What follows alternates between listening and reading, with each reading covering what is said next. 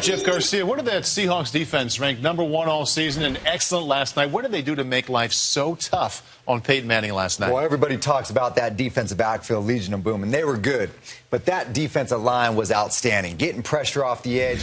What they were able to do with Cliff Averill right here against the right tackle Orlando Franklin, just gets right in his face, forces Peyton to move his feet, step up in the pocket, poor throw down the middle of the field. Now it's the collapse on both sides. You look at the pressure from the defensive end on the left, defensive end on the right. Averill, Clemens, both getting to the backfield, forcing the poor throw, forcing the ball to go up in the air.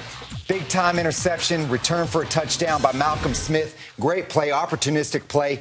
And those sort of things all game long.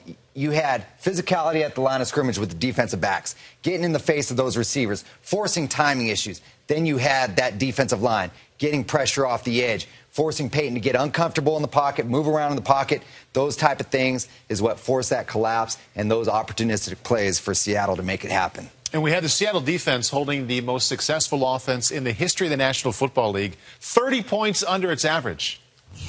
I could do this job for 30 more years and never be able to say that after a Super Bowl again.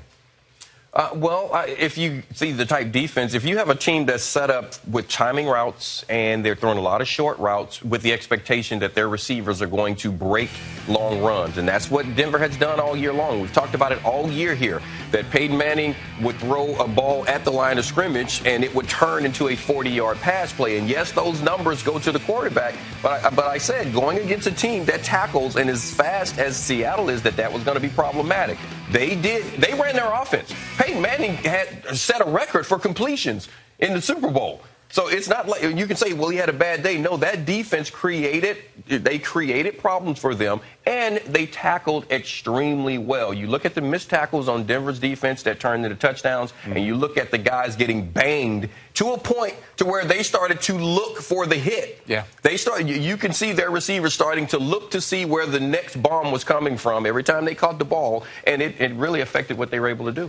You mentioned the 34 completions, and anytime a quarterback has 34 completions, you expect him to have 300 or 400 yards passing.